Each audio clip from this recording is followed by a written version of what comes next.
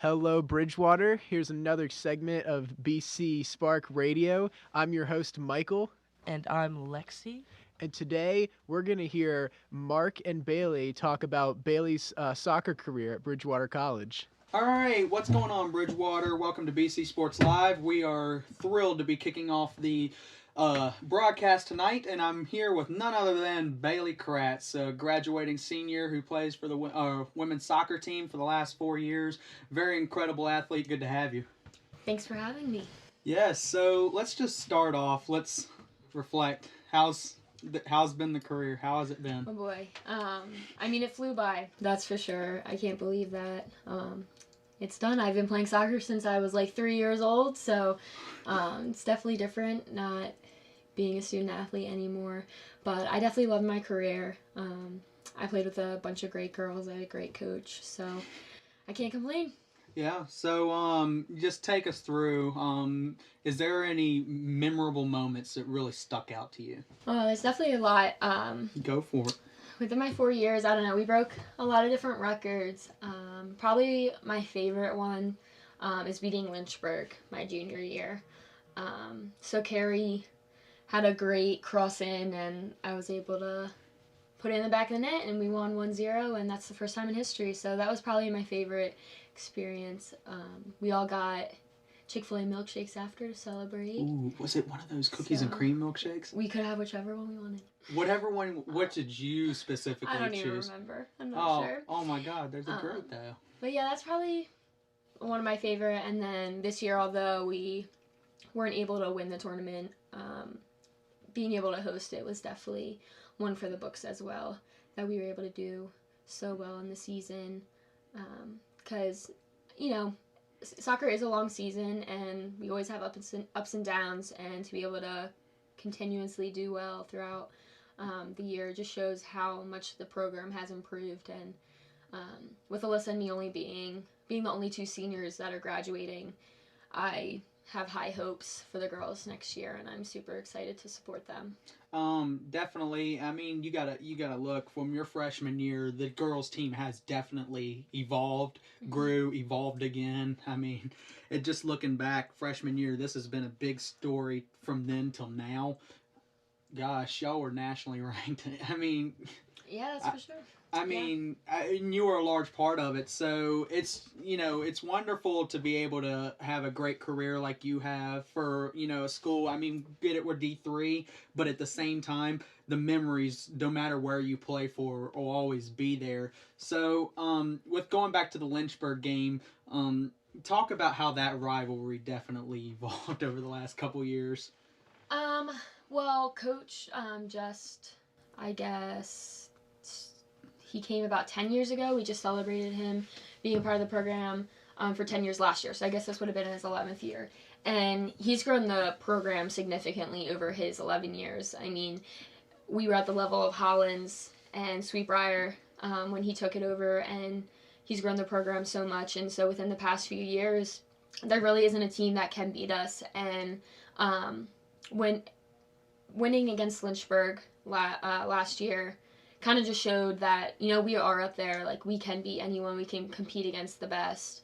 And I think that shows a lot for the program moving forward as well.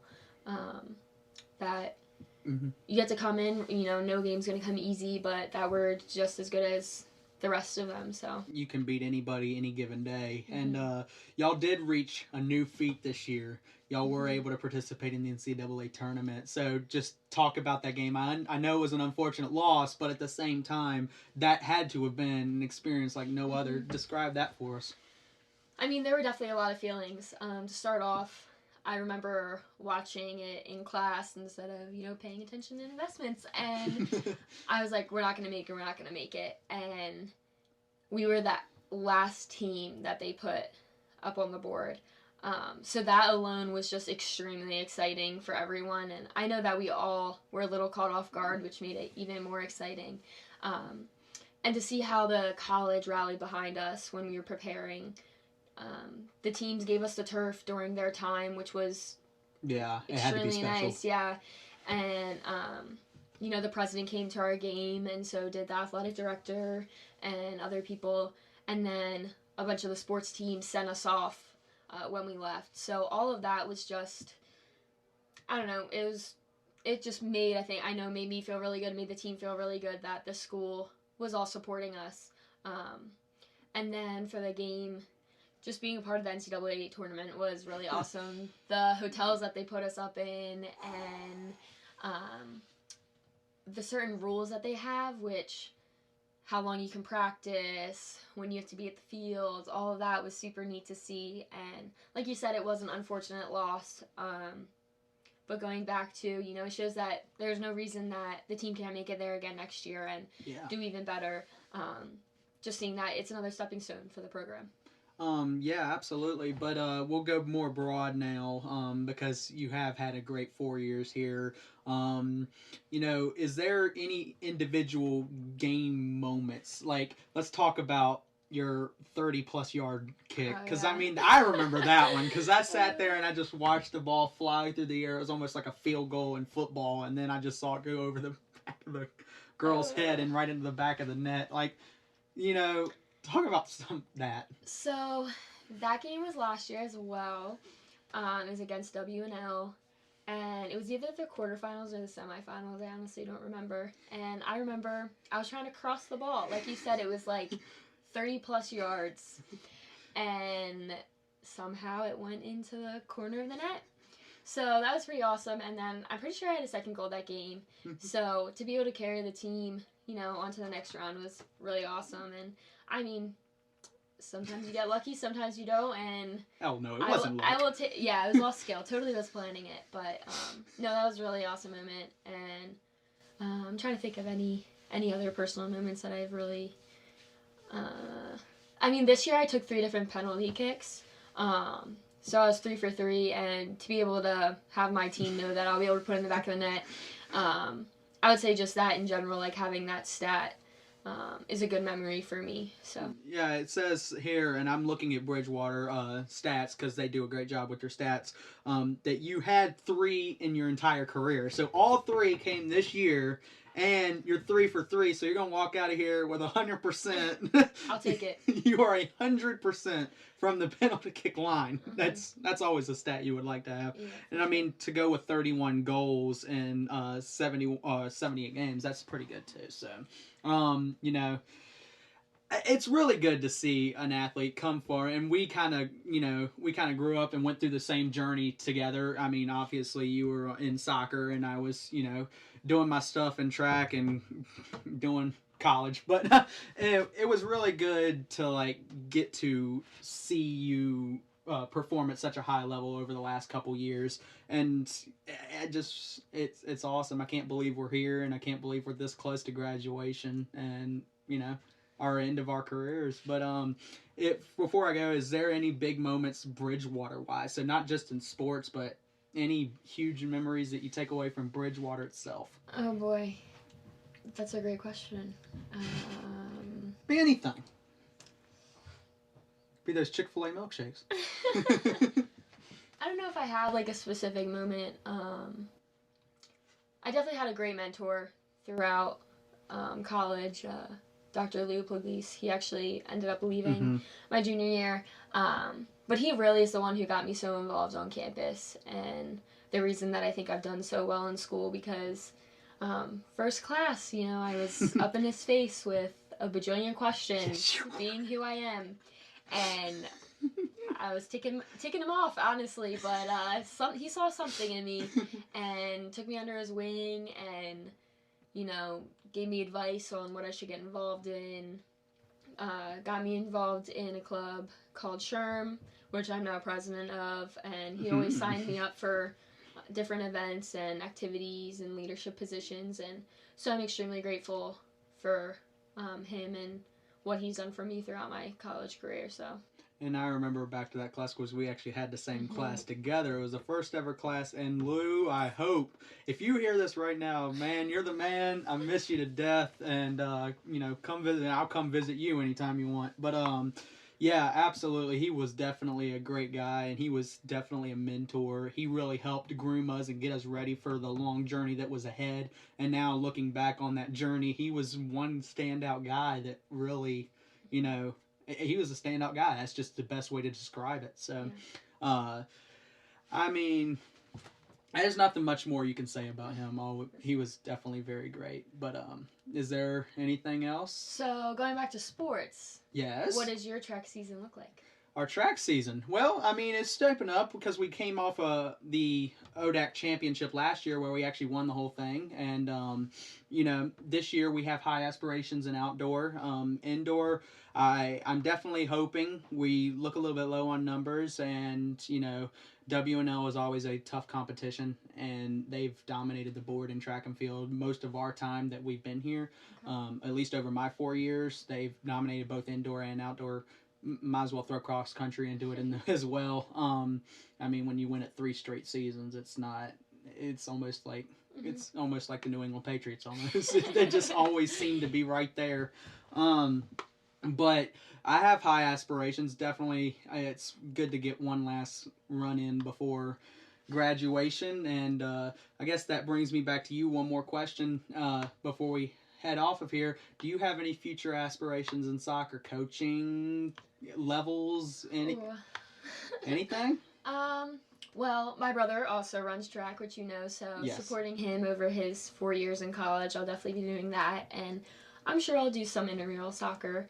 So I'm not sure if I'll ever coach or anything like that, but I'll definitely take the leadership that I learned in soccer and apply it to the workforce. So. And don't forget, you were a track and field athlete at one point too. You got some roots there back too. when. Way back when, 25s and the 200s. That's not bad. That's good stuff.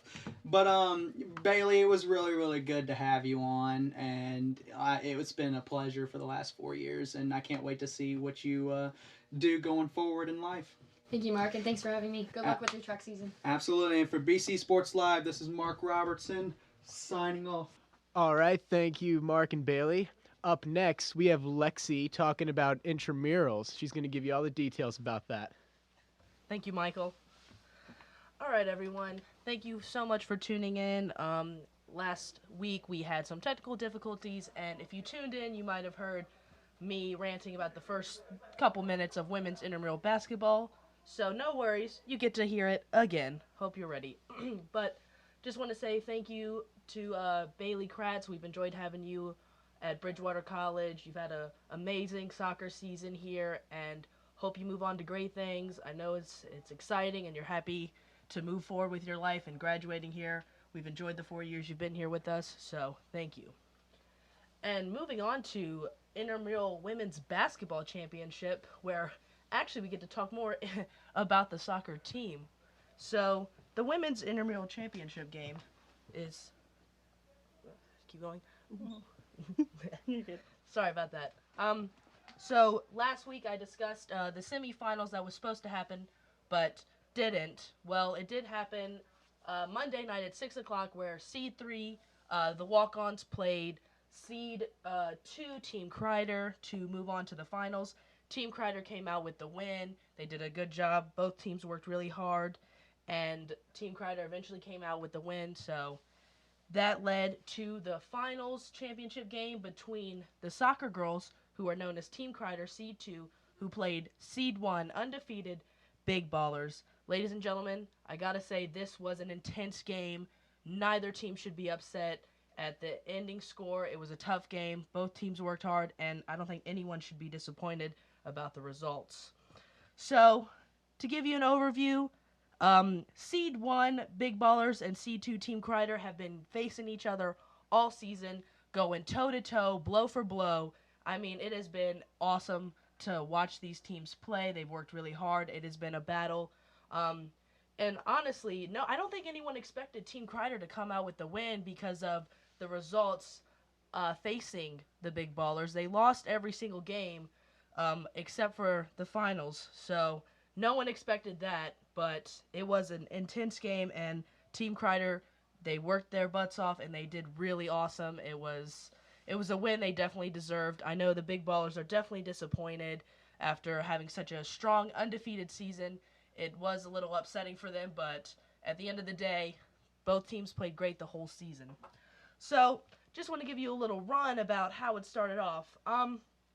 Well, beginning of the first half, these two teams came out going. Big ballers came out fighting, doing what they do best, running up the score, using each player to their best, layup after layup, shot after shot. Yasmin Clayton on the big ballers actually pulled almost a half-court shot within the first 3 minutes, and it was amazing. I quote, this is what she said. She stopped and got in her position, and she was like, y'all, the ref said I won't shoot it, so now I gotta shoot it. And we were all like, oh no, okay. And she took it, and she swished it. It was a beautiful shot, really got the crowd hype, really got the team's hype, and it was an awesome shot.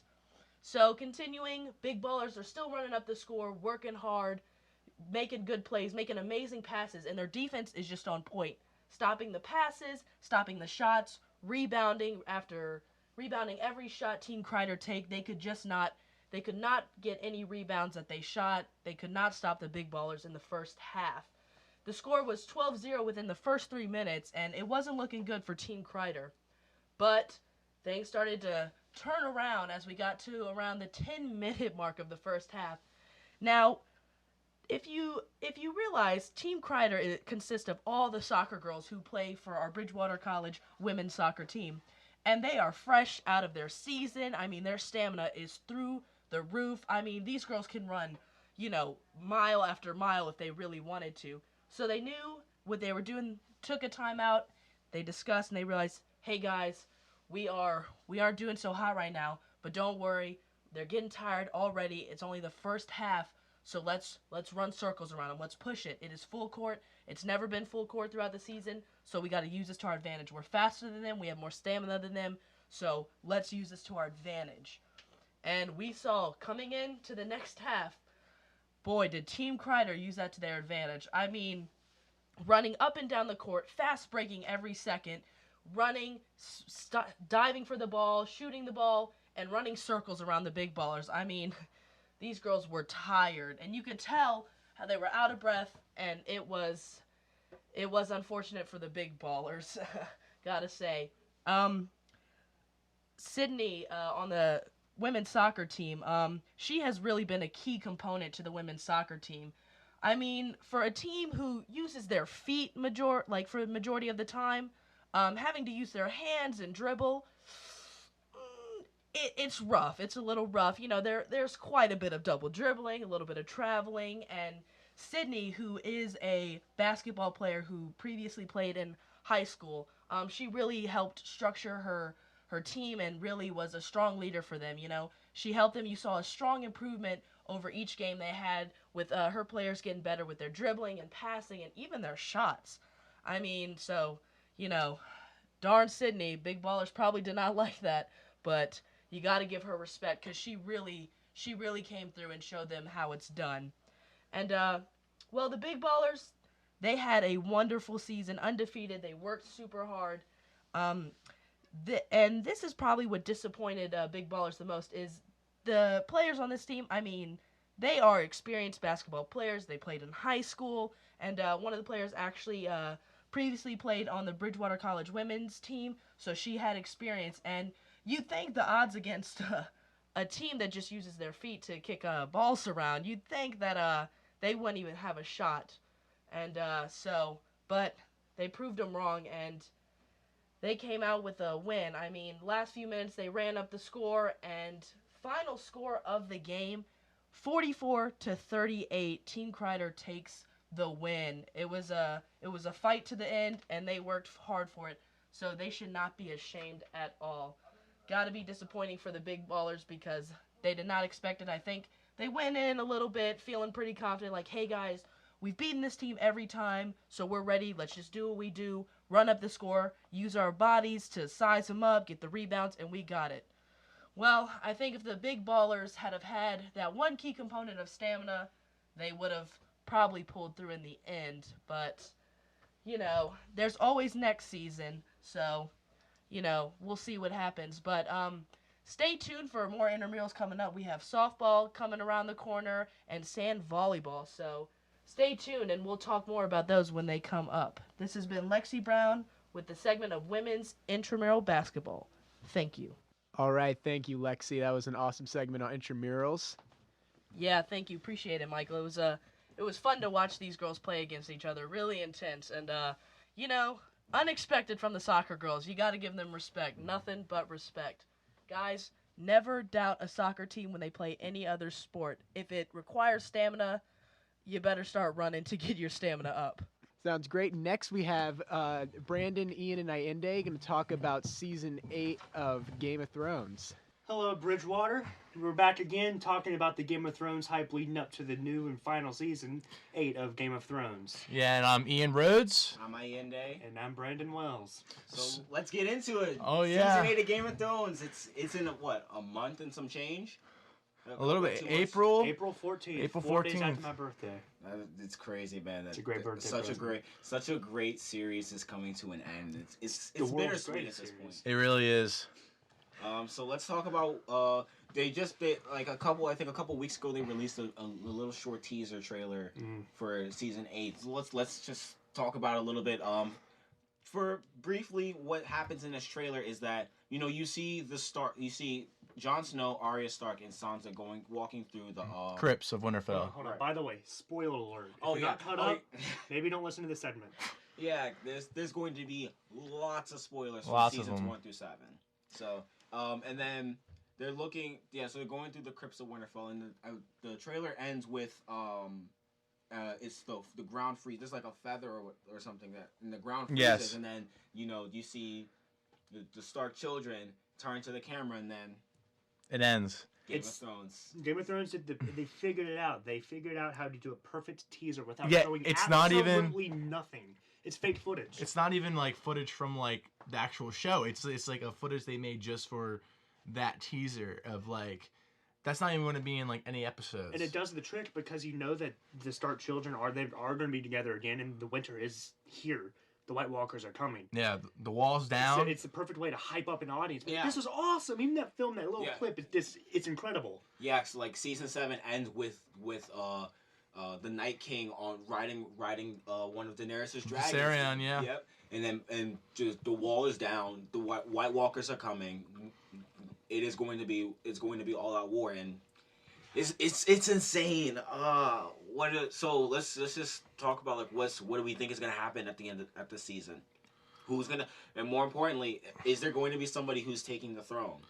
Oh my lord, that Whoa. is just so much right there. Honestly, I have no idea what's gonna happen in this because like last season there was spoilers that came out like before the show even came out. This season there has been nothing. I mean like absolutely nothing. They have filmed fake footage. Not even the actors know the ending because they filmed so many fake scenes so that there are no spoilers out there.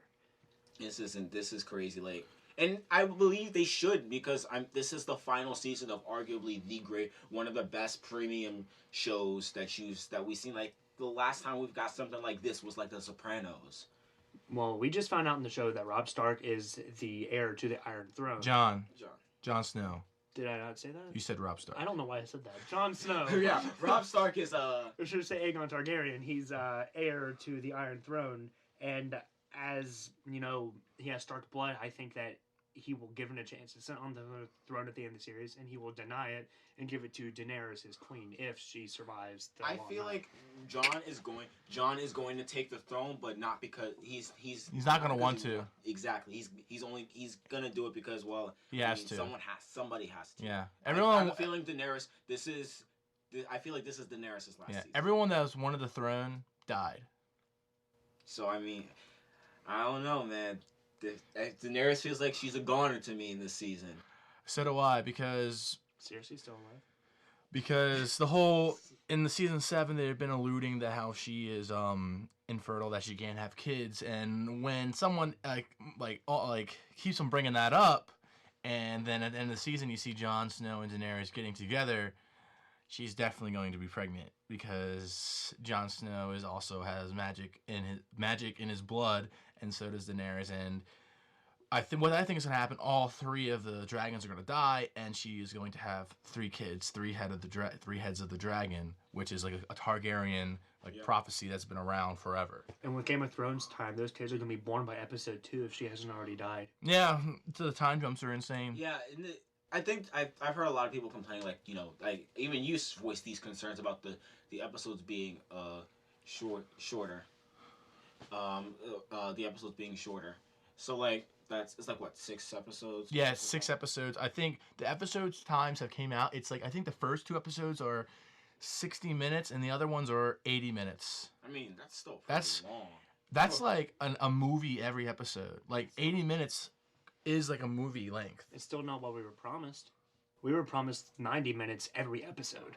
We're still getting cut a lot more than what they said they were going to give us. 10 minutes. But there's 60 minutes. So that right there is 30 minutes. Well, it's only the first few episodes. First 2 episodes. That's still a whole hour right there in 2 episodes that we're being cheated out of. I'm just really worried that my favorite show of all time is just they need to get this ending right, and to see the time shorter and just there's too many plots that still haven't come together, and it makes me really nervous it's gonna be rushed. That's why I want it to be a little bit longer, but I trust that the creators and what they're doing because this is a fantastic show. But I can't help but be nervous. It's the final season, I'm sure. I mean, with any final season, you want to be sure that everything is done right. I feel like the runtime. I think last season it was like. It was only the season finale was 70 minutes, I think. Something like that. And it was like 76 or something. Yeah, 70 minutes, yeah. 70 minutes, and like the other episodes like all 80 minutes, like literally 10 minutes shorter than like the last season, like 10 minutes shorter than an hour and a half episode. But it still felt. But I thought the season finale of season 7 was like the most complete out of all. Oh yeah, that one was really long, and with a shorter running time. I have faith in the showrunners that even with the shorter running times that they will give you everything that you need. Every arc needs to be resolved will be resolved. Jaime Lannister's arc will be resolved. If you watch, good Lord, I love Jaime. Because me and Ian have been rewatching. We're the old Game of Thrones because we have other people. Because we're trying to hype it up for ourselves, but we have other friends that haven't caught up yet, so we're catching them up. And in the first couple of seasons, like the first 4 seasons, there was a lot of like extra runtime in scenes. Like there's a lot of like silences with them like moving around to like build tension and stuff. And it's like longer scenes, like it builds suspense. And with these shorter times, I feel like they'll have not as much of that as scene tension. Because I feel like every season, like everything, the last episode, there's not really any action. I honestly feel like the last episode is going to wrap everything up, or it's going to be a time jump, because every season finale in Game of Thrones, it always like wraps everything up. So I honestly think that because there's 2 things are happening right now. It's the Night King, and then there's Cersei in the South. So I think because the Night King's the first threat, and I think that it might be the Night King gets defeated, and like heck of people are probably gonna die, or they lose. I have no idea what's gonna happen because they still have Cersei to deal with, and they also have the Night King to deal with, and they also have the side arc with Theon finding Yara to deal with as well. I don't really want a time jump though for the last episode. I want the final scene to be whoever's on the Iron Throne if it hasn't been destroyed. Well, that's not gonna happen. They're sitting on the Iron Throne and the camera kind of zooms out as they stare into it. That's not gonna happen. Yeah, I don't think that's gonna happen. You don't think so? No, I don't think that's gonna happen. Whatever's left of King, I feel like the only way I can imagine that is if like I said, I predict Jon Snow will be at the end of the day will be the one to sit on the throne in whatever's left of King's Landing, because there may not be anything left. So I mean like you Cersei said, might just burn it all down. We've seen Cersei do it before, like when she blew up the Sept, and Marjorie, the Red Sparrows, boom, gone. We know she is not out of her character to do something like that. So I mean, by the tail end of the season 7, like you see, like when she saw the White Walkers for the first time, she was visibly shaken. It's like, what the hell? What is it I'm looking at? I could see Cersei pulling a Mad King and pointing wildfire all over the city in an attempt to blow up the city with her to destroy the White Walkers or whatever, so no one else can have the city. Honestly, she doesn't even care there's the White Walkers because she lied to them in like the last episode, and that's why Jaime left. Because if they all die, that's more people for their army to come down, and they're dead. Right. Cersei's the type of person that if she can't have it, no one can have it, and I think Jaime might kill Cersei in the same way he killed the Mad King. But the only thing that really kept her sane was her kids. Now I think she's gonna have I think her kid's gonna die. I think it's gonna be a stillborn, and that's why she's gonna go insane. Yep. because that was the like Joffrey, Tommen, and what was it? Marcella. Yeah, Marcella were the only ones that were keeping her in any way, shape, or form sane. But then Marcella died, Joffrey was poisoned, and then Tommen just, you know, he wanted to see if he could fly. Yeah. That was really bad. That was really bad. Oh, it really that was a really was. bad joke. It was emotional. It was an emotional scene. I was really admittedly I laughed the first time I saw it. Just really? the way it was presented. Yeah, he just him walking. He walks out of frame. You don't hear him do anything else, and then he just walks onto the ledge and then falls. I was laughing. I didn't mean to. When rewatching it again, I was like, oh wow, I can see like Tom was like I have nothing left to do. What can I can't do anything. Tommen was terrible. Tommen was terrible. Joffrey wouldn't have taken it. Like, no, he doesn't care about that stuff. He just likes inflicting pain on others. Joffrey He's a would've psychopath. still not accepted him. That's what I'm saying. Like he would have been like, you keeping who, where? Okay, I'm gonna have you, all of you killed. Yeah. Tommen was like, he didn't have enough guts. Joffrey had too much. I really hope that. I honestly feel like the first episode of this season is probably going to have them all come together, and I feel like by the third episode, it's going to be like an all-out battle between the Night King and... This is because that's literally a movie-length episode. Yeah, because this season's this has the highest budget of all of the other seasons, right? And that says a lot because season 7, what was it, episode 4 with the battle with the Dothraki, and ooh man. Well, you need both Ghost and the dragons. We need Ghost in this season. He wasn't in all that season. Yeah, he wasn't they need at a bigger all. budget just for Ghost. Because if they don't show Ghost this season, I'm rioting. Exactly. Yeah, He needs to be in that battle with the White Walkers. I don't want him to be in the battle because I don't want Ghost to die. I love Ghost. Ghost needs to be like Grey Wind, like he was Robin to Rob's side. Ghost needs to do it with Jon in his battles. I really like Ghost. I really hope he doesn't die. That'd be another good boy that was gone way too soon. What if Ghost is on the Iron Throne? Oh no! Jon's like, I don't want it. Ghost can do it. I'll be Hand of the dog. Yeah. So, and I know we're talking a lot about like Jon and all that stuff, but there's one fan favorite character that we haven't mentioned, and that's Tyrion Lannister. Where does his arc end? Does it end? I heard it. He said it ends great. Peter Dinklage. Do you think he's gonna kill Cersei? No, I think Jaime's Jaime's gonna strangle her, like it says. That's how she dies. She's killed by the Valonqar, which is the youngest. Well, I mean, also at the same is the younger brother, is the younger sibling. She's gonna get strangled by him, or Jaime Lannister is gonna die in Brienne's arms. Is the younger sibling. No, Cersei's older than Jaime. Yeah, but Tyrion's even younger. But that's younger sibling. I guess it's all the same to her. I think either Jaime's gonna kill Cersei or Jaime's gonna die in Brienne's arms because Jaime said to Catelyn he wants to die in the arms of the woman he loves. Or Jaime Lannister's gonna survive and he will become the 1000th member of the Lord Commander of the Night's Watch. Brienne and Tormund are gonna end up together. To basically be this honorable man that he wants to be. I hope you heard what he said. Yeah, I said not gonna happen. Jaime and Brienne all the way. I think Tormund's gonna die in the battle. Yeah, I think I think he's gonna die too. I feel like he might die. I think because he I didn't see him at the wall like after it went down. No, they didn't show him die. Then so he might die. I think he might be gone the first 2 episodes. Yeah. Well.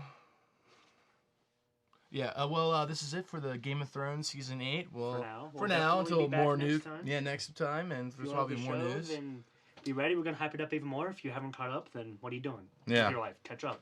Yeah. Good night, Bridgewater. Good night, Bridgewater. Thank you guys for that segment. Seems like a cool show, Game of Thrones. Yeah, I hear a lot of talk about Game of Thrones. There's a lot of big fans out there. Michael, have you seen it? I have not.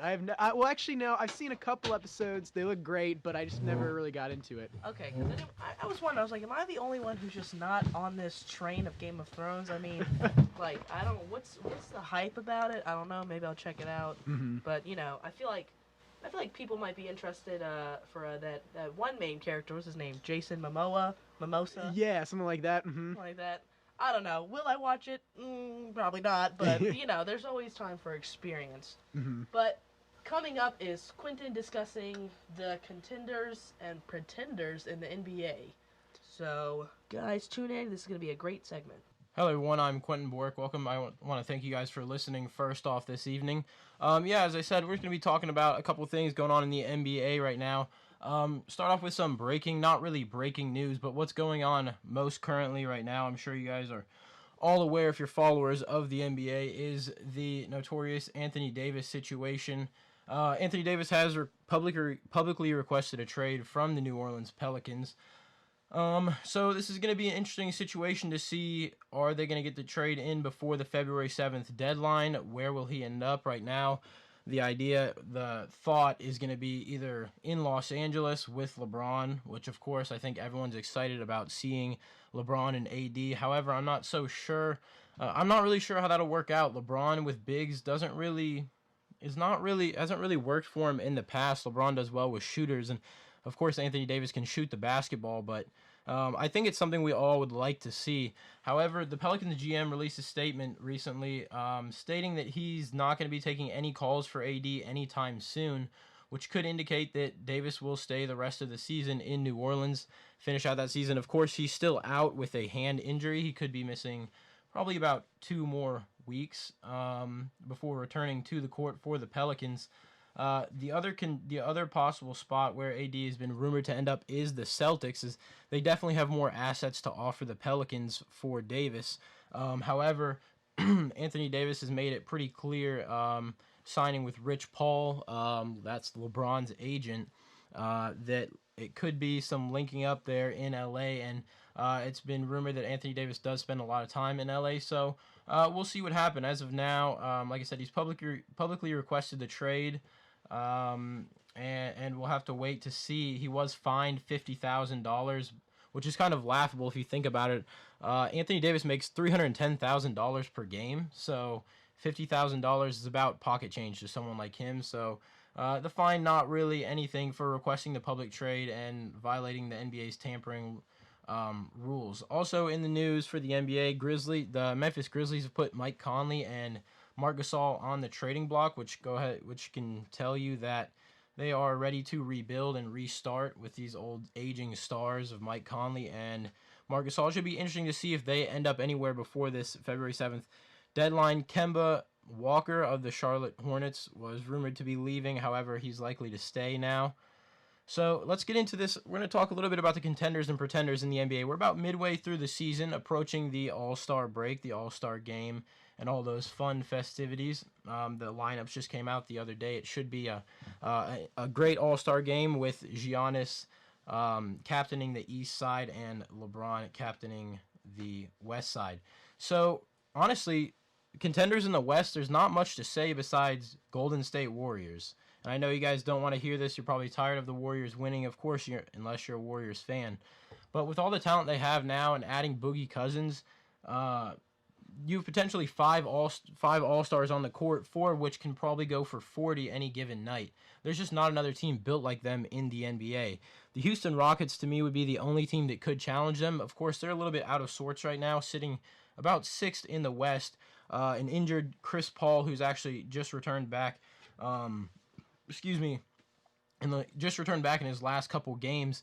That has kept them kind of out of sorts. An injured Clint Capella has kept them from being their normal selves, as well as trading away Trevor Ariza, one of their best perimeter defenders and one of their more veteran players. So the Rockets, to me, seem like the only threat in the West. Oklahoma City, I know people say, what about Russ? What about Paul George? Well, I can't really see it. Russ has become Westbrook to Westbrook in a matter of 2 years. From being MVP, he's struggling with the shot. I know he had shoulder surgery at the beginning of the year that might be affecting his shot a little bit, but he's just not been the same player. His mid-range game has almost disappeared. He was never a great three-point shooter, and it's only gone downhill from there. He also went from shooting 84% 2 years ago from the free throw line to 73% a year ago, and is currently shooting a lowly 64% from the line. And Westbrook has never really proved to be clutch and much of a playoff player. He's still a great player, don't get me wrong, but I just don't see the Thunder really putting together the pieces. Portland is Portland. They do Portland things. Damian Lillard and CJ McCollum have doesn't really matter where they finish in the regular season. They've yet to prove themselves in postseason play. And the Denver Nuggets emerging as a good young team out of the West, sit currently second in the West. They have Nikola Jokic and Jamal Murray, who's an emerging star there for them. I think they need a couple more years to build. There's definitely no way that the two of them can get it done this year. So let's move over to the East now. And the only real contenders I see in the East will be Toronto and Boston. And I'm not really sure how you could cut it any other way than that. Toronto has a lot of good depth now with Kawhi Leonard there. Of course, this is probably their only year to have him. Speculation that he'll go in free agency after the year. They're doing what they can to keep him. But with Kawhi Leonard, Kyle Lowry, and the emerging star Siakam, adds another good defensive threat for the Raptors. And Van Vliet coming off the bench, they have a good bench play. So I really feel like they gotta make it to the East Finals with all the talent they have. So the Boston Celtics are really going to be their only competition I see in the East there with Kyrie Irving, Jason Tatum, Jaylen Brown. The depth on the Celtics team is really unmatched. They have so many guys that can attack the basket as well as play good physical defense. However, what they do lack a little bit in experience, and we can see that Kyrie was a little bit frustrated. Gordon Hayward coming off the injury is not what he used to be. But really, those are the only two teams that I know. Boston sitting sixth right now in the East, but I'm sure they'll get it together with a great coach in Brad Stevens, and they'll make something happen. Oh, well, what about Giannis, Quentin? What about the Bucks? Well, unfortunately, with Steph Curry and the way the league is now, it's a shooting league. It's a shooter's league. So Giannis he's not a great shooter. He doesn't shoot free throws real well. He doesn't shoot the three ball ever, if at all. He gets to the rim. He's a great player. He's exciting to watch. And if he could work on his outside shot, I think he'll be a little bit more of a threat. But they just also don't have enough talent surrounding him. Eric Bledsoe, Chris Middleton. Chris Middleton's shooting really well this year and playing well, which is probably due to their early season success. But I'm just not so sure it'll last, and it's not really sustainable. So the 76ers trust the process. How about the process is failing? I mean, how many years are we going to give the trust the process talk here with Joel Embiid and the likes of Ben Simmons, and now they got bad boy Jimmy Butler there, who doesn't really make things any better in already a system where there's lots of stress, and they're doing okay so far, but Ben Simmons not been in the form that he's been in the last couple years. Again, it's a shooter's league. Ben Simmons not a shooter. Joel Embiid has an outside shot, but it's just not consistent. And adding Jimmy Butler does help, but it also increases the problem in the locker room. Indiana Pacers are sitting fourth right now in the East and have a good record, but with the injury to Victor Oladipo, going to keep him out for the season. Without that, they're on a 2-game losing streak now. Without Oladipo, they stand no chance in the playoffs whatsoever, if you ask me. So I'm just going to visit the popular situation of the Lakers. LeBron's still not back, and it's definitely interesting. Definitely interesting to say, because LeBron, high caliber player, has never been out for this long. So, and now you have Lonzo who's hurt, and you want to think about, could this hurt the possible trade of Anthony Davis? You have players that you thought were assets that are now possible liabilities. Lonzo's could probably consider him injury prone with his ankle injury that's going to keep him sidelined. Rondo's just got back, but Brandon Ingram's been a disappointment. He's inconsistent. Kuzma's really the only piece of that puzzle. The only piece of that puzzle that would be really worth anything or to be a real big asset. So just going to wrap it up here. The last thing I want to just talk to you guys about is this new segment that I'm going to be doing on BC Voice called GOAT Talk. So basically anything sports related, whether it's coaches, dynasties, best players in this league or that. We're going to have a couple people in here and we're going to debate, well, who's the GOAT? So I want you guys to get involved as well. You can either send me an email. My email is qboric, QBORIC, at you guys know the rest. Eagles.bridgewater.edu. If there's something you guys want to hear me talk about, just go ahead and let me know, and I can get that in for you guys, and hopefully you guys enjoy listening. So I want to thank you guys for listening tonight. Stay warm out there. That cold is brutal. Thank you guys. All right, thank you, Quinn, for that segment. I love NBA talk. Don't watch it, but love it. Yeah, no, Gotta it's, say. it's always good. There's a lot to talk about. That's the cool thing about that sport, is that there's so much to talk about. There is so much to talk about. Do I know what to talk about? Right. No, but do I like hearing it? Yeah, Sure. and I always feel like there's something new every week. Yeah. And like so many things happen. Yeah, honestly, like Anthony Davis, love that guy. Heard some things. Do I know if it's true or not? Don't know, but Don't know. love that guy. But next segment coming up is Brandon and Justin talking about and Ayinde And looks like in there Ayinde. too. Oh, he snuck right in there. right in there. They'll be talking about the championship games and predicting the Super Bowl and looking at the off season to come. So enjoy. All right, welcome to this NFL segment that we have. I guess kind of part of Beyond the Blitz, the podcast that we had. Please check out our last podcast. We're still trying to get some music for it, but That'll be Yeah. posted in like tomorrow, I think. Yep. Amanda said. So, all right. Well, let's just get into it. Let's introduce Okay. ourselves. All right, I'm Justin. I'm Ayinde. And- I just kind of was invited once again talk about the championship games, and oh boy, there's a lot to talk about. So And I'm Brandon. Fit that in there. Yeah, we got to fit you in there. All right, well, let's talk about these championship games. All right, which let's- one to talk? Let's start with the most controversial. I mean, okay, most controversial. Like they're pretty much both controversial. But let's talk about the Saints Rams game. I feel like both championship games were a tale of like they were both like decided, like obviously both games were decided by just very, very poor calls by refs. This is my argument, and I'm going to leave it at this. My argument why I want Saints fans to hush about this subject is when the Saints and the Steelers played each other in the regular season, the Saints won because of a horribly missed PI call. Yeah. If that's how we're going to talk about this. That game right there put the Saints in home field advantage. If they didn't get that call and the Steelers won that game would have been played in LA with the Rams, and that would have been a whole completely different ballpark. I mean, I don't know. The Saints beat the Rams already in LA before that, so They like, can't do it twice in the same season. And a team like that doesn't get beat twice by the same team on their home field. Yeah. It doesn't happen. I thought it was a good game. Like overall, I don't know if it would have gone into overtime if the Saints would have scored that touchdown, because I don't know if Jared Goff could drive it down the field like that and just score without having some sort of running game. I don't know how much time was left. He barely got it done in overtime. Brett Zerline had to bust him out. Exactly. So, and I mean, granted, I will say, like, that defense played good and well in overtime. That interception, like, that was the defense.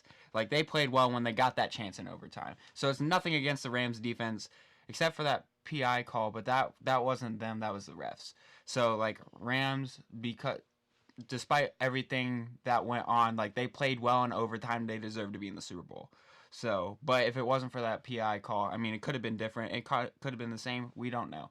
But I thought it was good overall. Yeah, no, the game, like, both games were very well played games of football.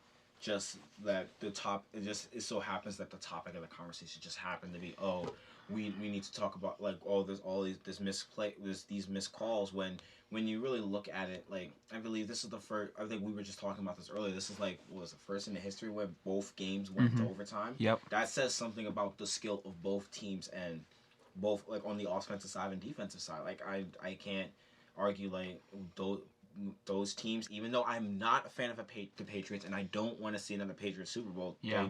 They deserve to be in. They deserve to go to Super Bowl 53. Like I mean, we can also talk about how Pat Mahomes was down.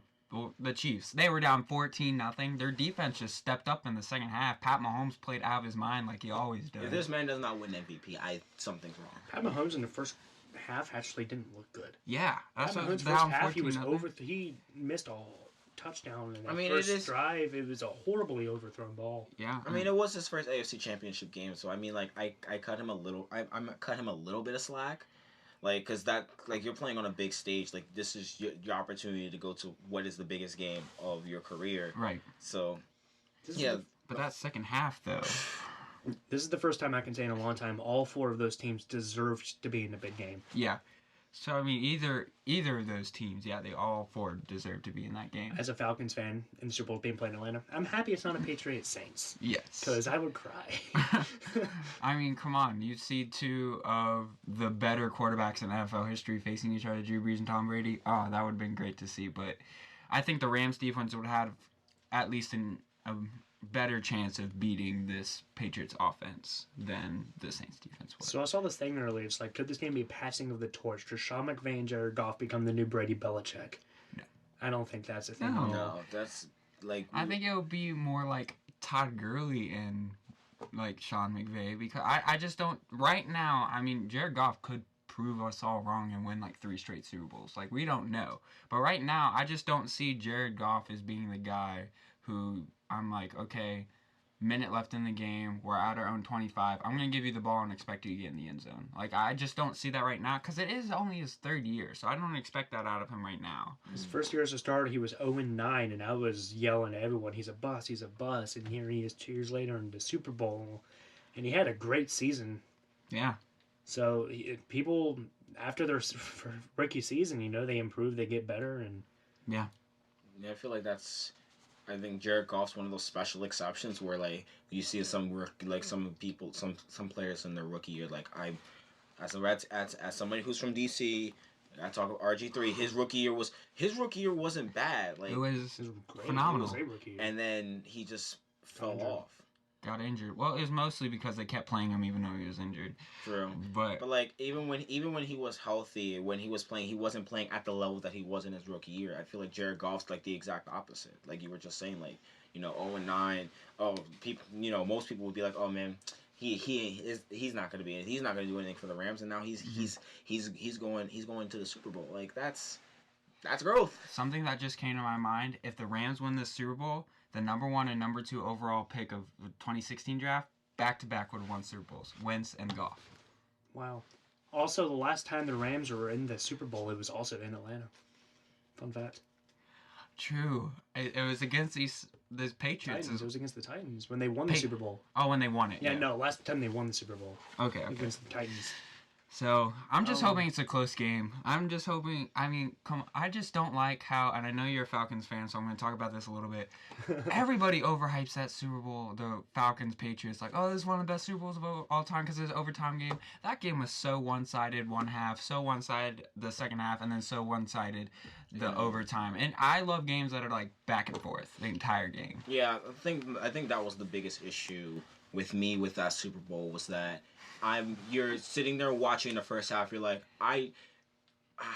this just feels like I know why do I need to watch this? And then the second half of the Super Bowl, you're just like, okay, well I know Brady's gonna come back and win the game, so why do I need to watch it? Remember, me and you were watching that Super Bowl Yeah, together. we were watching that and Super Bowl. half was over, and I was like, Patriots are somehow gonna come back. Like it's just inevitable. Like it's gonna happen. It's Brady. Like And the Falcons were like rock solid that year. Like, I'm sorry, Brandon. I know that one hurt. It hurts me too, and I'm not even a Falcons fan. That should have been your Super Bowl. I cried 3 days straight. I did not leave my house All for 3 right. days. So after all this talk, let's make predictions. Who's gonna win the Super Bowl? Super Bowl what? 53? Yep, 53. Super Bowl 53. Who wins? Who wins? And let's not do it from a whole like, all right, we really want the Rams to win because we do not like the Patriots, but purely analytical, like football. Who wins? 24-27 Rams. Okay. 26-23 in overtime for the Rams. For the Rams. The Patriots never lose that overtime coin toss, though. All right. I'm picking Rams 34-24. Went on a pick six. Ooh. I can see it because look how 2 picks, almost 3 picks against the Chiefs. So Brady's still getting all the credit for it. That third pitch should have lasted. yeah. The Well, Chiefs was we haven't talked about much about that too, but and the Chiefs thing- could very easily win the Super Bowl, just like the Saints could be. Nobody talks about how great that defense is at adjusting. They are so good. Belichick and I forget who the defensive coordinator is for them. I think it's Tom Floyd. No, it's not. But anyway, but they're just really good at adjusting to whatever offense. So But I mean, they could shut down Gurley, but also let's remember they have C.J. Anderson as well. So C.J. Anderson has been better in the playoffs than Gurley was. right, Has been. Gurley was the regular season. C.J.'s really breaking out. I'm very impressed with his gameplay. all right. So Super Bowl Sunday, but Saturday we have the awards. Yeah. So we already talked about, like, we pretty much agree Pat Mahomes is going to get the MVP. Almost definitely. So, If all he right. doesn't, then there's something wrong. All right, let's talk about Defensive Player of the Year. I want to ask Okay, Brandon, like, before you- because if let's assume Patrick Mahomes doesn't win MVP, who do you think it'll be? I think it will be Drew Brees, but if he doesn't win, I think Todd Gurley's more deserving. No. Really? He was, well, Todd Gurley didn't even lead the league in rushing yards. No, but the things he did in the first half of First the half. season to launch the Rams to be that top team in the league. But was it's second to none. MVP of the 2018 season. Zeke led the league in rushing yards, but Gurley led it in touchdowns. Okay. He did have a really big impact, but I mean, I think Pat Mahomes is going to win that MVP either way. So let's talk about defensive player of the year. Who do you guys think? I got Aaron Donald, but I don't know. Let's see what you guys think. I agree, Aaron Donald. Yeah, I just can't think of anybody else. If Khalil Mack That's- didn't get injured, Oh, if he true, didn't get true. injured, it would be him. But Aaron Yeah, Donald that's the played the one. whole season. Because Khalil Mack's the reason they were in The playoffs. Bears, Yeah, but like, he was also injured. Yeah, So like, yeah, that's the only other person I could think of, but yeah. because, even though I'm a huge Packers fan, the Bears are my division rivals. That Bears defense with Khalil Mack was something. Like, they went from a 4-12 team last decade to holy heck, where did these guys come from? to winning the division. This is the first time since 2000 or something like that. That's crazy. Yeah. Okay, offensive player of the year, Offensive Player of the Year. Drew Brees. Since Mahomes gets the MVP, Drew Brees will Drew get the Brees gets offense. it. You don't think our running back will get it? Is there a running back deserving of I it? think the person that doesn't win MVP between Brees and Mahomes gets the offensive player of the year. Yeah, I see it. Makes sense. Quarterbacks win those awards. That's just how it works. All right, let's see. So let's talk about the rookie awards. Okay, Offensive Rookie of the Year. Is it a slam dunk at Saquon Barkley? Or, because I know you're a big Philip Lindsay guy, but he got hurt. I think Philip Lindsay is better, but I think Saquon will get it. All right. Yeah. Defensive Rookie of the Year. I think there are This two is where it guys gets complicated. that both deserve it. There's more Vander- than two. There's like 5. Okay, but there's two guys I'm thinking of right off the top of my head. Van Der Esch and Derwin James. I couldn't agree more. That's what I was going to Yeah, say. Yeah. I could I not want agree Van Der more Esch with to that win. Yeah, I I think think Van Van Der Der Esch Esch should win. I think Van Der Esch has it. Because he transformed that defense. Like, the Mhm. fact that a rookie takes over a defense like that, that's almost unheard of. Oh, yeah. So, I definitely think he The should. defense was tight this year. Yeah, And they're going to be as long as he's on that team. yeah, it is true. All right, head coach. Who gets the head coach? Coach of the year. Bears head coach. Okay. Really? And like I said, from 4-12 to playoffs. Division winners. Yeah. I mean, it makes sense. I can kind of understand that, but I can also make a strong argument for Sean McVay, but Yeah, Sean McVay as well. I'm trying to he was think. good last year too. Who else? John Gruden, Yeah, obviously. the be Gruden John- grinder. Oh gosh, John Gruden. Oh man, yeah, I would probably go with either Sean McVay or Matt Nagy. Matt Nagy, I couldn't think of his name when I said it. Matt Nagy. funny name, Matt Nagy. Wait, so no Andy Reid? No, because Andy Reid's been in the playoffs the last 6 years and he hasn't. No, not Andy Reid. That Okay. team has just been good. Okay, I mean they did win a playoff game. You don't have to have good play calling when you have Mahomes doing whatever Mahomes does out there. It's true. All right, and then we all know who comeback player of the year is gonna be Andrew Luck. I mean, it has to be him. It has to be It has to be. Like, who else could it be? JJ, but Andrew Luck deserves it more. Yeah. Does any player in the NFL have more to prove in the 2019 season than Pat Mahomes, though?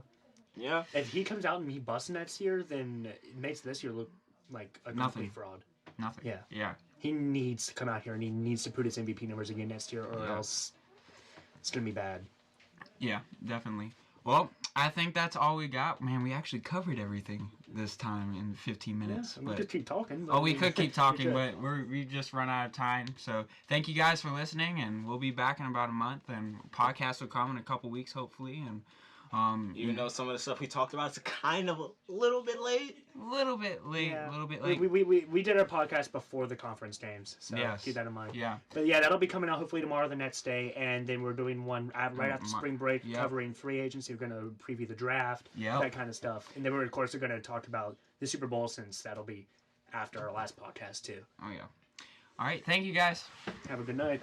Thank you guys for that awesome segment on the NFL. Next up, we got Lexi, Holden, and Emilee going to be talking about GermX. It's going to be a debate. It's just going to be a good discussion. I'm not really sure what's going on. But, yeah, so stay tuned. Let's get them going. Hello! What's up, guys? It's your host, Lexi. Hope you're not tired of hearing my voice yet, because I have a lot to say for this next segment. I am. I'm here with Emilee, and, Emilee, we're going to have a little discussion on your passion for GermX, and I'm going to tell you why I am not here for it. Well, I'm gonna correct you. It's called hand sanitizer. GermX is just one brand of the many brands like Purell. Bath & Body Works also has a 5 GermX for $6 deal. Okay, but isn't GermX the same? No, I think it is. they're different. What's the difference between hand sanitizer and GermX? Please let me know. For future reference, any of the statistics I'm about to use are fake. I have no statistics, just personal opinion, but I'm gonna back them up really well because I have so much to say. So, I'm sorry, could you please repeat your question? So why GermX? What's so good about GermX rather than actually washing your hands? I mean, have we become so lazy that we can't use soap and some warm water to wash away our sins? We have to use some convenient hand sanitizer. Well, you just said the word right there, Lexi. It's the conveniency. Excuse me. When you're in the KCC, for example, it's flu season, okay? Everyone, be careful, it's flu season. You know, don't share any food or drink with people, you get sick. But with flu season, you're going up, you're all touching the same handles. It's very convenient to come back to your seat before you eat. You know, take a little GermX or hand sanitizer, Purell, whichever you prefer. Wash those hands, then you can eat your grilled cheese sandwich. I would just like to say, the bathroom is right next to the KCC where you can wash your hands. And if you want to, you could take a fresh paper towel, which has been proven. I can't tell you the sources to back up this statement, but I've heard it everywhere, so it's true. That a paper towel scrapes off the germs, all right? It scrapes it right off. So couldn't you just wash your hands real quick? Well, not real quick, but like wash them. You're saying the alphabet. I'm not when you're finished. washing your hands. I'm not finished. Can't you wash your hands with some warm soap and some warm water? Don't know how soap's warm, but can't you do that? And then grab a paper towel, wipe your hands, toss away, grab another one, open all the handles, and carry it with you until you sit down. See, I'm going to speak from experience.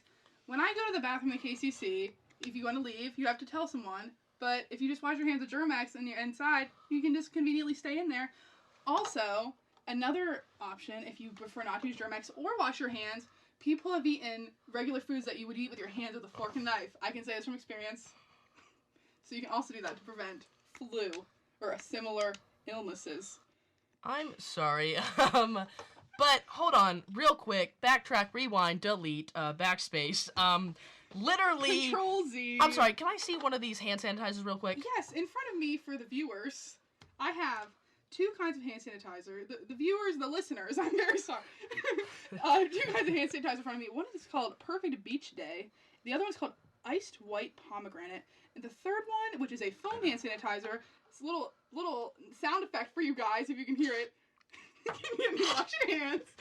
And that is be your own kind of mermaid.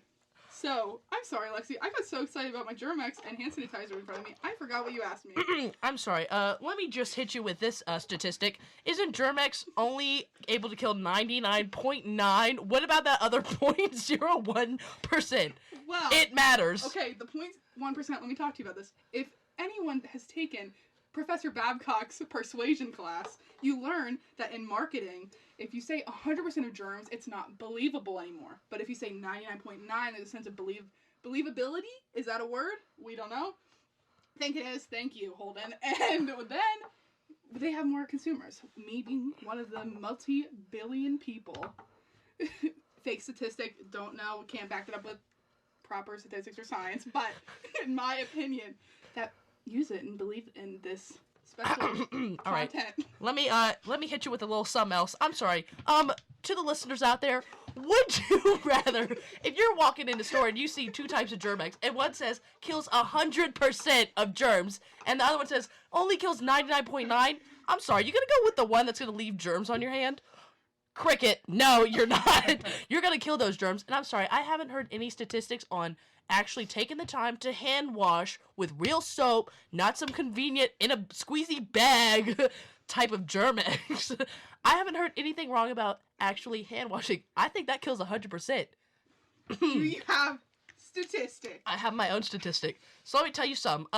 So last week I'm feeling fine. I'm like, you know what? Having gotten sick is flu season though. So let me try GermX because I don't want to get sick. And now if you can't hear my voice, that joint is scratchy and I'm sick. So let me tell you something. GermX does not work because now I'm sick and I used it and I shouldn't have. So always go with your gut instinct. It don't work. I would like to interject. Who's here this guy? Where did he come from? As a neutral third party, her voice does have a slight scratch to it. Thank you, Holden. I like this guy. Join in. I don't hear the scratch. I would like to see a doctor's diagnosis. Side effect of the GermX, it gets rid of hearing. Anything else causes dry hands. The side. I see. I don't even know what to say to that. I'm just saying, the statistics are there for hand washing, and I don't really see what the good use is of GermX. Like, I don't. And a little saying I just came up with. You know, Bath and Body Works, all their cute hand sanitizers with the cute little hand sanitizer holders and all their weird That's smells. my favorite store. Side note, just so everyone knows, in case you know you're looking for a birthday present for me, Emilee, hand sanitizer, foam soap. Continue. Thank you. But like I was saying, you know, if you smell like all the fruity smells or whatever kind of smells you're into with the GermX, I'm sorry, but I feel like those scents don't really kill germs. They're just there. I'm sorry. If the scent is strong, the GermX is killing the germs wrong. Like, it's not doing it. It's not. And I'm just going to say, like, I'm sick because of using GermX, and that is that on that. If you'd like me to read the inactive ingredients, water, dimethyl, isolate. You see these chemicals you're putting in your Alcohol. body right now? And I believe it's on your body. they're not in soap. They absorb in your skin and go through your veins. That's just facts. Again, statistics. What statistics? Where are they? Aloe barbendis leaf juice. Oh, and I'm sorry. Hold on. When you have this convenient little, here's some ASMR for you. Yeah, let me wash my hands again. ASMR foam soap edition. This is the sound of the little container I'm holding of GermX. I'm sorry. If you use this and then you let other people use this, aren't you getting so many germs on the outside of this container? So, like, the amount of germs you're putting on your hands just to try and get them off doesn't work out. As opposed to soap, you know, like, there's only a little bit of germs on that little top pushy down thing, you know? So I really just think trying to get clean just makes you dirtier when it comes to GermX. Do you smell the alcohol smell? Yes, you do. I'm not asking him. I'm asking a third party. Yes, I smell it. Thank you, Holden. Thank you. See, the scent, the fruity scent, is just to cover up the fact that there's so many horrible chemicals destroying your skin cells. Did you just change your opinion halfway through? Not even halfway through. We are... What halfway through? What opinion? I'm sticking with my opinion. Soap is better. Be lazy and wash your hands. Use a paper towel to scrape off those germs. Drag me. Because when you use GermX and you rub it together with your hands, you're just spreading them. And that's that on that. Okay, well, I disagree respectfully. We'll never reach the same opinion on this, but I hope that we can still be buddies because for the listeners, we are buddies. We're friends. Kind of. And so that's about all we have for you today. So, moral of the story, friendship over GermX and hand sanitizer. To be debatable. Anyways, guys, this has been Lexi hosting. This has been Emilee. Oh my god. And this guy, we don't know who he is, but he's sitting here. Thanks for listening in, and I hope you know, team not GermX. Woo woo! And hand sanitizer. And bye. Thank you. We are out. Wow, what a great debate, GermX, finding out if it's good or not. Up next, we have Ayinde. He's going to talk about last year's video games and also upcoming video games. So listen in. Ayinde once again. I know this is the third time you've heard my voice, but I wanted to talk about something that is very pertinent and kind of pertinent. We're gonna be talking about video games. Let's going through the best of last year of 2018 was, wow, what a year for gaming. And we're gonna go through some of the best of 2018 and sort of previewing some of the games that have come out in the past couple of days. You know, some stuff that's coming new down the pipeline. First of all, 2018. Yeah, like I said, what a year. Excuse me. The game awards usually are a perfect indicator as to how good games were last of the year. 2017 was fairly decent. You had Breath of the Wild, Odyssey. Those are the ones that those are the most notable ones, and maybe Persona 5.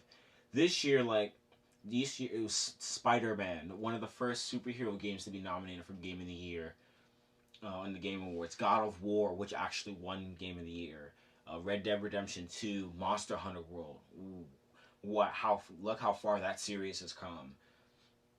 And Assassin's Creed Odyssey, again, a series that has had a lot of ups and downs.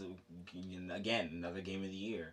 And Celeste, an indie game that's in the upper echelon, along with all these AAA titles. 2018 was also a great year for fighting games. I mean, obviously, at the tail end of 2018, you have Super Smash Bros., which everybody is playing now. I can't name one person who doesn't have a Switch, who has a Switch and doesn't have Smash. And then even before Smash, you had Dragon Ball FighterZ that came out early. It came out in January, and it's still the talk of the town. Like, this Season 2 DLC was just announced, and they announced 4 of the 6 characters, which include Videl from Dragon Ball Z, Jiren from Dragon Ball Super. He was the main antagonist of the Tournament of Power arc, and then surprise, surprise, Broly and Gogeta Blue from the Dragon Ball Super Broly movie, which if you haven't seen it yet, you probably should because it's really good. They just announced those are the new DLC characters, so there are 2 other characters that are coming out right before Broly and Gogeta Blue, and I kind of have a feeling I know who they are, which is probably going to be Kefla, which is a fusion between Kayla and Cauliflower, the first 2 female Super Saiyans, and probably Master Ultra Instinct Goku. That's what I think. Also, you have BlazBlue Cross Tag Team. It got some attention at Evo. It wasn't as big as like Smash usually is, or Fighters, or even Injustice. But it was still a really great year as a whole. I think the only thing that people really hated about 2018 was the developers, like especially EA, and their business practices. EA shutting down a lot of studios, like Visceral Games was shut down, and there was a new Star Wars game that was in development there. There's another one coming out. There's another Star Wars game called Star Wars Jedi Fallen Order that's coming out from EA. Hopefully that sort of turns the tide and sort of makes up for the open world Star Wars game that EA was supposed to come out with. But yeah, like 2018 was a great year. Congratulations to God of War for being the game of 2018. Every single game deserved to be on that list. Especially Spider-Man, because Spider-Man was like, it was a game that you knew was going to be good, but you didn't know how good it was going to be. Like, we all knew Red Dead Redemption 2, God of War, those were going to be special. And I mean, granted, they were going to be special in the same, like, in an absolutely astounding, beautiful way. But like Spider-Man was like, it's gonna be cool. But it's another superhero game. But we didn't know how special, how emotionally charged the action, the combat, the web swinging was some of the best web swinging at least any Spider-Man game has ever seen. And again, with fighting games, Dragon Ball FighterZ is one of the most crisp and clean fighting games that has come out since maybe MKX back in 2015, which may seem like a long time, but that's still like 3 years of not having as crisp of a fighter. Like Injustice 2 came kind of close, but got bogged down by some of like the mechanics, and obviously the loot boxing and stuff like that. And so speaking of like, we're gonna get into games that are to look forward to in the year, and there are about 4 or 5 that I want to pay really like spend some time on. 2 of them had just came out a couple days ago. First one is Resident Evil 2, the remake of the classic Resident Evil 2. If you don't have the game yet, you need to pick it up, especially if you're a fan of survival horror games. I have been on record saying that I love Resident Evil 7. I thought it was a great return to form for Capcom, revitalizing Resident Evil, saving the franchise from what was a disaster, the disaster that was Resident Evil 6. And Resident Evil 2 puts Resident Evil 7 to shame. Everything about that game is flawless. Everything about that game is gorgeous. Everything about that game is truly, truly terrifying. The graphics have been updated, and they're running off the new Resident Evil engine that was debuted in Resident Evil 7. It looks amazing. There's the detailing of like the zombies, like you see close up. There's a shot in the game where you see a close up and just you can like see the details in the tendons. It's just like that is just disturbing.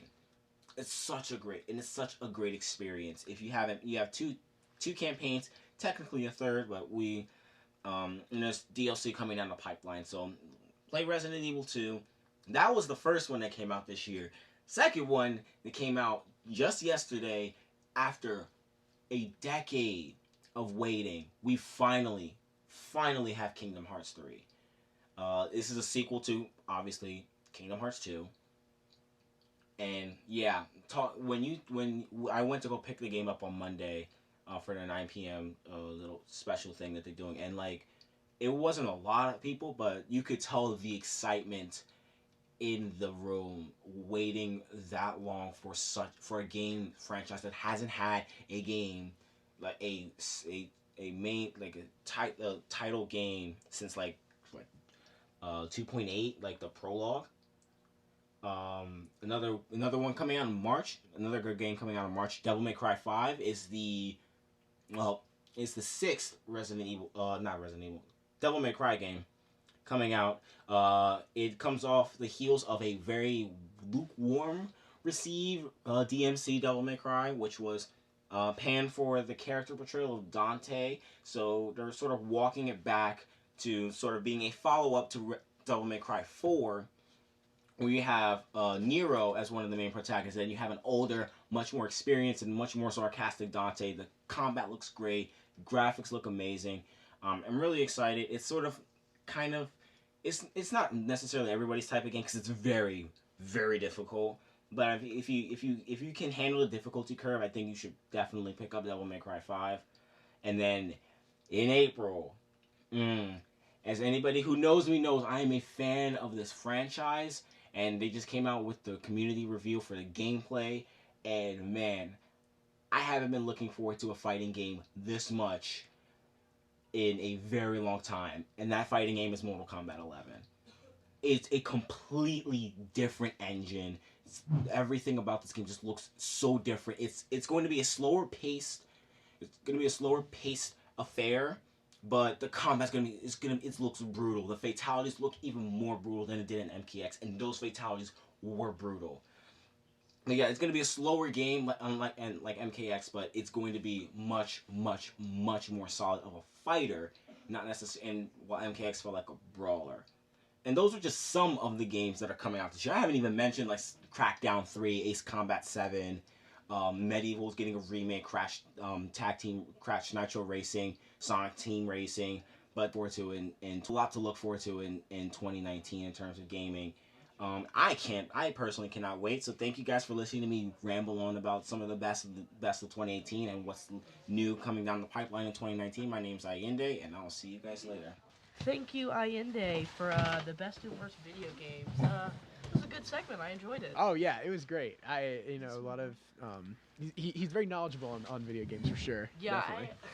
Sorry to cut you off. My bad. I had a class with Ayinde, and that guy is a video game lover. Ask him about anything video game related, and he can tell you anything really. Oh, definitely.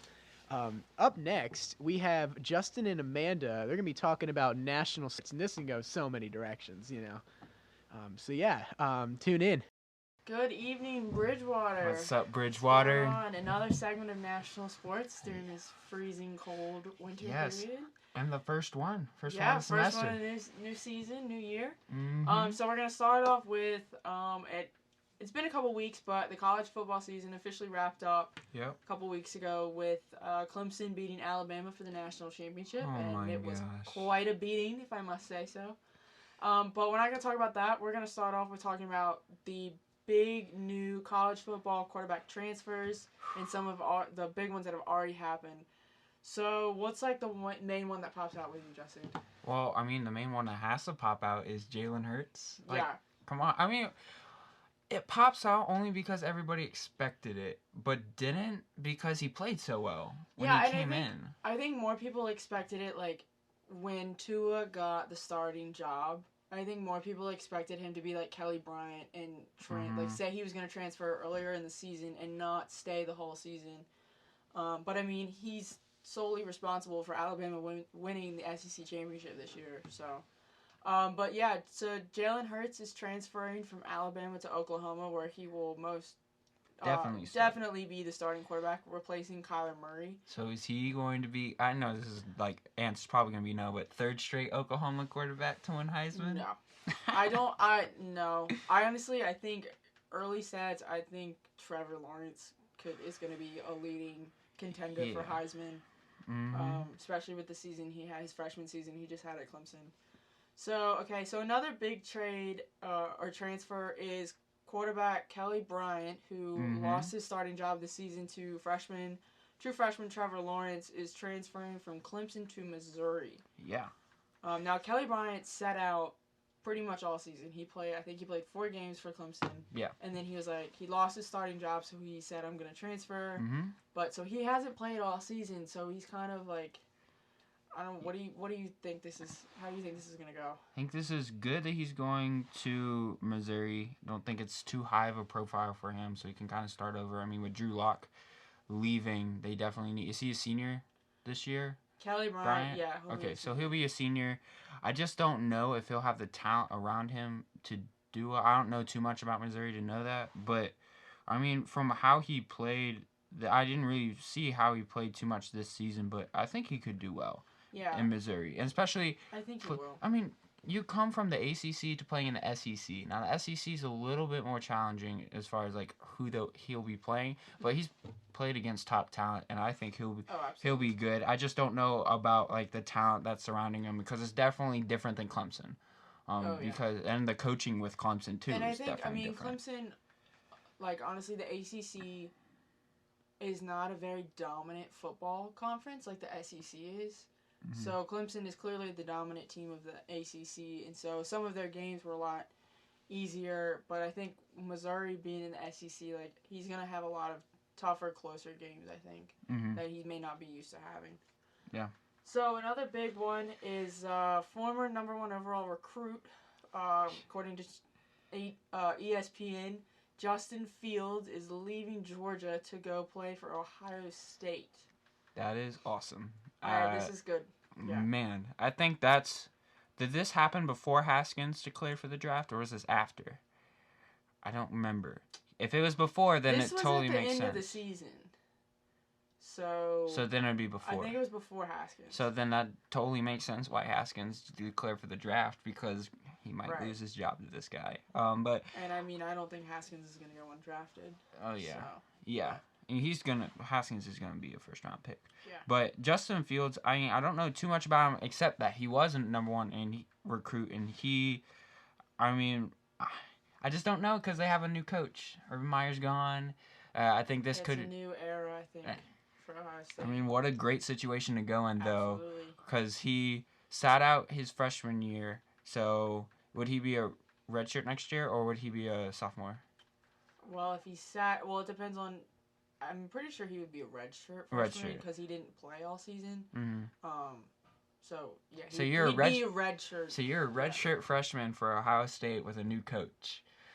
And you've got a lot of strong. I mean, they've got a lot of strong players coming back. So it's not like I mean, yeah, they have a new coach, so it's probably going to be, things are going to It's run gonna- a little differently, But they still have star talent on Exactly. their team. So I think this is a great transfer for him, starting over, yeah, I think especially it's with a really good one. especially with Fromm being there. Like, that was definitely a no-brainer for him to transfer. And then to Ohio State, their quarterback just left, and then you pretty much are the front runner for the job right now. And yeah, definitely a great decision for him. So, there's a trade for so Fields is transferring to OSU. Mhm. So because of that, a kind of a smaller one, Tate Martell is transferring from Ohio State to Mhm. Miami, and that's specifically because Fields Yep. transferred to Ohio State. So I think this is going to be good. I mean, Ohio State, Miami, I think needs a new quarterback. Miami was After the one of those season. teams this season. Like, Oh my gosh. how do you go from, they were not like number 3? They were top The 5. year before, yeah, They were top 5 coming in in the this country. season, and then they get blown out by LSU first game, which I was happy because I'm an LSU I mean, fan. they were. But like, they were not good this It was year, a completely. It was almost a completely different team this year. I mean, I don't know what happened. right? And I think they have a new coach for next season. Right. And with a lot of these teams, it's either a team where their quarterback left or their team was like in shambles the year before. So like, a lot of these transfers, I think, are amazing transfers. Don't know how exactly it's going to pan out, but right, at least on paper it looks good. Yeah. On paper it looks good. Another more local one, probably the last one we'll talk about, is former Virginia Tech quarterback Josh Jackson has announced that he's exploring whether to move to another school as a graduate transfer. So, not sure where he's going. I definitely wouldn't say that he's one of the Hokies' better starting quarterbacks. He's good. Oh yeah. But I mean, he had that really bad leg injury against Mhm. ODU. So, excuse me. Bless And so he didn't play since like the third week of the season. So Right. it'll be interesting to see kind of where he goes if he transfers. I mean, the thing was, the team was different when he didn't play, though. Like, Very that. true. So that's how big of an impact he has on this he team. did, and yeah. But I mean, and he's not. I mean, I'm not saying he's not a bad quarterback. He's a decent quarterback, but I just don't think he could probably be better somewhere else. I think I'm not sure. Okay. But, yeah. All right. So moving on. To the MLB. So we'll start off with the newest news from the MLB is the 2019 class Baseball Hall of Fame. Mm-hmm. So what is your opinion on Hall of Fame? Did they get it right with the guys that got inducted? Yeah, they got it right. Yeah, they got it right. I think Mariano Rivera definitely deserves to be the first one that was unanimously Absolutely. decided. I mean, he's the greatest like, closer of all time. Like, there's no. maybe even one of the best baseball players of Absolutely. all yeah. time. Yeah. So he definitely deserves to be the first guy, and then the rest of the class. I don't have the class pulled up. Can you say who's on the class? So it's this year's class is the Yankees closer Mariano Rivera, Mariners slugger Edgar Martinez, and this was his last year on the main ballot, so he got in on his last year. Awesome. And then starting pitchers Roy Halladay, who passed away a couple years ago, and then Mike Mussina as well. So I love that Roy Halladay got in. I really That do. was- I mean, he was a great pitcher, and he just it's a great story. It was so good that he did it well with the Phillies. He did. I think he Even the won. Blue Jays. He won Cy Young with both teams, right? Right. Yeah. Yeah. So, like, that just shows how dominant of a pitcher was. And then with him, his passing as well, like, this just puts an icing on the cake with everything. Yeah, And it's just like he absolutely. definitely, as a player, deserved it. And yeah, he definitely, with that, I don't think the Phillies team would have won that World Series without him. Absolutely. So my question about this is, there have been a couple names on the ballot for years now that a lot of people think should go in, but they haven't, specifically Barry Bonds and Roger Clemens. Do you think they should be in the Hall of Fame? Or do you think... I think they might slide in, but I don't know if it's possible. And I think a lot of this, just because of most of their stuff is because of, like, drugs and that kind of stuff. Barry Bonds is specifically because of all the roids he was doing. So. Yeah. So, and I think this is huge because of guys like Alex Rodriguez coming up. And if, like, you have Barry Bonds or Roger Clemens, either one of them get in, then that's going to be the argument. Well, if they got in, then like Right. Yeah. A-Rod should definitely at least have, something. Right. But both Barry Bonds and Clemens have both rose up higher than they were. I think they were at like 50-something% both of them were this year, and you need like 75 to get in. Yeah. So they're getting closer, but I just don't know if they're gonna get. And I think that they're getting close. close to that, like that final main year on the ballot. I think I don't know specifically what that time period is, but they're getting close to that. So, but I think why a lot of people don't necessarily want them in is specifically because they got a lot of their stats because of steroids, and so it's not like it just doesn't seem makes the game look a little. Well, that and it just doesn't seem fair. Exactly. Like, at all. Right.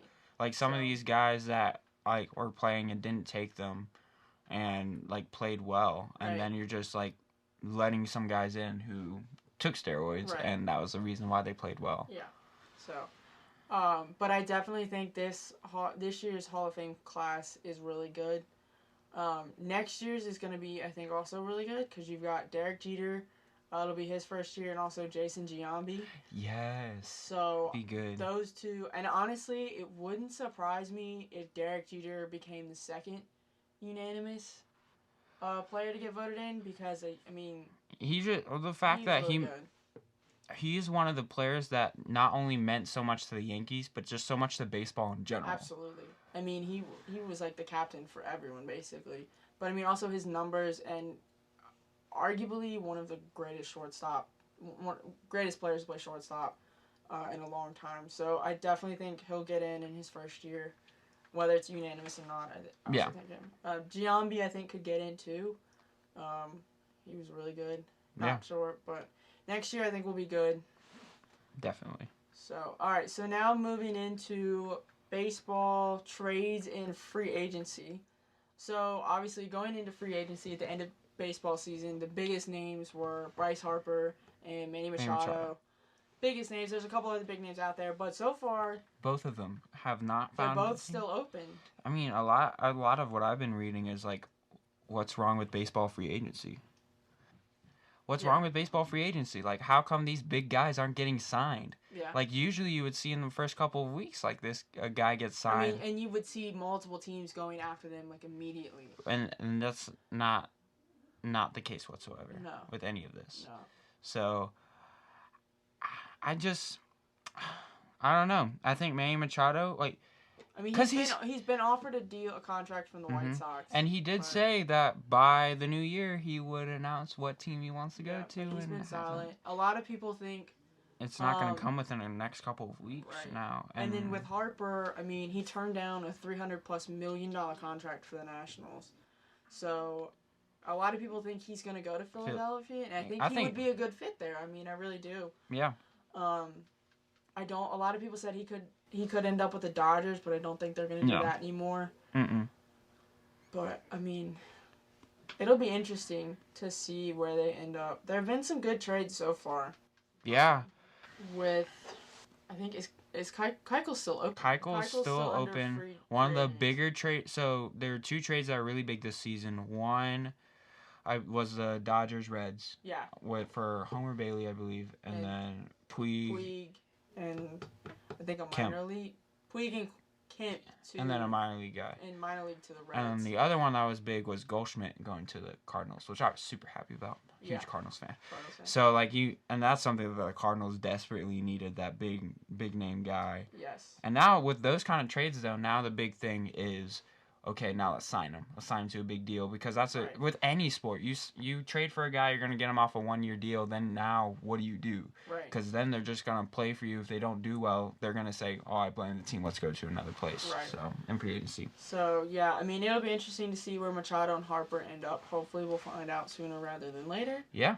But it's definitely gonna make for an interesting spring season and spring training. It will. Comes around. So. All right, that's all we have tonight. Thanks for listening, and stay warm out there. Yeah, definitely. Thank you, Amanda and Justin. Great segment. Oh, awesome segment. There's so much to talk about, again, with national sports. I mean, like, where do you stop, you know? I know. Like, there's so many routes you could go with it. I gotta say, just like you stated earlier, Michael, like, you can really go anywhere, any sport, and there's so many different aspects with it. I gotta say, What's your favorite sport? Even though I think both of us have established we don't really watch them. Yeah, I would say I like when the World Cup comes on. I like soccer. I'm also kind of the type of person where it's like whatever sport's kind of on, like so like if it's basketball season, like the NBA, but if it's hockey season, it's like the NHL. It's kind of like that, I guess, sort of. I like baseball too. Baseball's pretty cool. Yeah, I like chilling and watching baseball a little bit. It's more like a relaxed, but probably say basketball out of all of them. But for all you sports lovers, hope you enjoyed that segment. But coming up next for our next segment is Cayla Riddick, who will be sharing her original works for creative writing. I'm excited to hear about this one. Any of you literature lovers out there, we got something for you. Hey guys, like you said, I'm Cayla Riddick. I'm president of the Creative Writing Club. We meet Fridays at 5 in Bowman 312. So if you are doing nothing at 5 on Friday and want a little bit of writing, memes, and fun, you don't even have to be a writer. I give you prompts, and you just improv what you want. Yeah, come out. It's fun. Again, Fridays at 5, Bowman 312. Since it's getting close to Valentine's Day, I have 4 poems for you, I guess, kind of about love. Okay, I'm just going to go for it. Here we go. This one's called What Did I Do? Why does everyone I love leave? Did I forget to smile? Did I not say hi? Was I not paying attention to how others felt? Was I being me? What is it about me that makes people leave? Are my jokes too corny? Do I get attached too fast? Am I just too weird overall? Why don't you stay? I can be fun. I'm not too gross to look at, am I? I love you. Do you love me? Do you even care? But the real question is, do I really need you at all? Should I care that you're gone? Should I let that stop me from being the amazing me that I know I am? No. Okay, this next one is about new relationships and how sometimes yourself can be your worst enemy. It's called Fear. I'm scared. I'm scared that she will take away the greatest thing that has ever happened to me. I'm scared you will fall for her. I'm scared I'm not as good as her. I'm scared she'll ruin us. I'm scared for my future. I'm scared she wants everything that I want. I'm scared that she usually gets what she wants and destroys everything in her path. I'm scared she will ruin me. I'm scared she is me. Alright, so we all have different ways of dealing with breakups. So this one is about how sometimes you think you're over a breakup and sometimes you realize you're not. It's called #triggered. I had just closed the book. No, I had forgotten the book existed. I had convinced myself we were a chapter never meant to be written. I had closed all the veins and healed all the wounds. I had opened my heart again, opened my mind to the possibility of there being someone better. I had moved on. But apparently, no matter how much time goes by, one word can trigger and knock down the wall that holds back everything. And all the pain and hurt pours into me again in a night that is submerged in memories that just cause sadness and tears takes over. Okay. Next one is about different types of relationships. You got your long distance, then you got your up close and personal. Preferably, I like the up close and personal. So this one is called IRL. The distance makes a difference. I can type you are the most beautiful person in the world. I can say I love you over the phone. I can say or do whatever I want in real life and not mean it at all.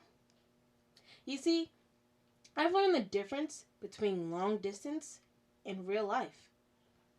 It's that in real life, you take one look at them and think of yourself the luckiest person in the world.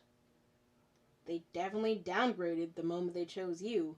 So your desire to be perfect and impress them so that they don't realize they downgraded never stops. Until you do something stupid like faceplant or fart in front of them and you wish that you were never born. But you get to see that look on their face, the desire in their eyes, and the idea of shriveling up in a ball until you are more equipped to deal with that amount of love seems like a better option with each passing day. You never remember how to English properly. When they are around, the world could be ending, and all that was needed to stop it was a single no from you. But if they were causing it, you wouldn't be able to stop it. You wouldn't be able to say no or get any word in otherwise. You would actually be okay with that, as long as you were with them when it ended. Most times, you don't have to remember how to English, because you are too caught up in the angelic sounds coming from their mouth. Everything they do, everything they say, everything you feel when you listen to them, it all just sounds right. Most importantly, you can touch them, and you never want to stop. The first hug turns into a second, a third, eventually a whole night spent in each other's arms. And your heart, it never stops racing. When you find yourself mere inches away from their face, the nerves everywhere in your body tense up, especially your neck to prepare for a kiss that sets you free. A kiss that reminds you why you are alive.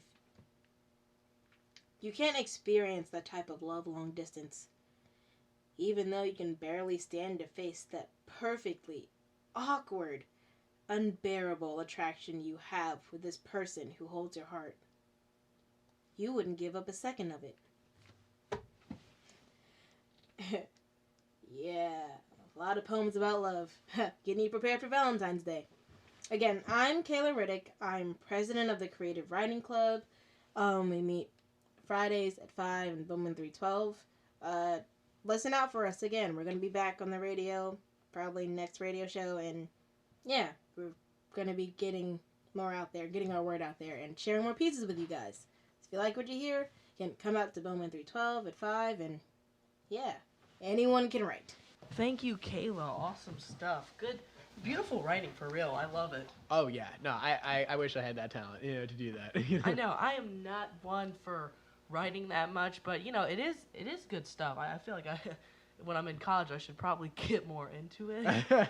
Well, there's different styles of writing, which is really cool, and so like I think every student can find their style with that, and that's really what's the great thing about it. Some people are creative writers, some people are poets, some people are more into like social media writing, copy, writing copy and stuff. So there's just so much that you can do with that. Yeah, and I think it's a great way to really express yourself. Like if you're one who maybe struggles to express your emotions, really talk about things, I think it's easier to write it down. You can really find a way to put your feelings into words rather than just like sitting in front of someone and like expressing them.